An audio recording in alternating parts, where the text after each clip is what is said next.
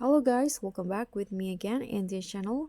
On today's tutorial, I'm going to show you how you can instantly compress your video using the ShotCut apps.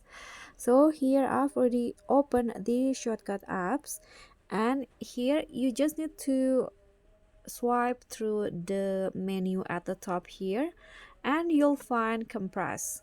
So click on that and then choose the video that you want to compress. For example, I'm going to compress this. Okay, maybe this video's right here.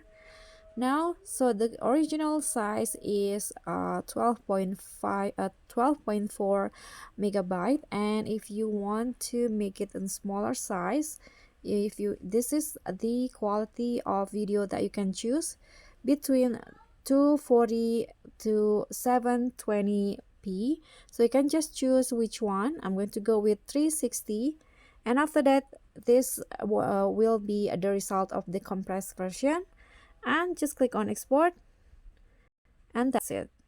So that's all from me. Thank you so much for watching. Don't forget to like, comment, and subscribe, and also click on thanks. Bye.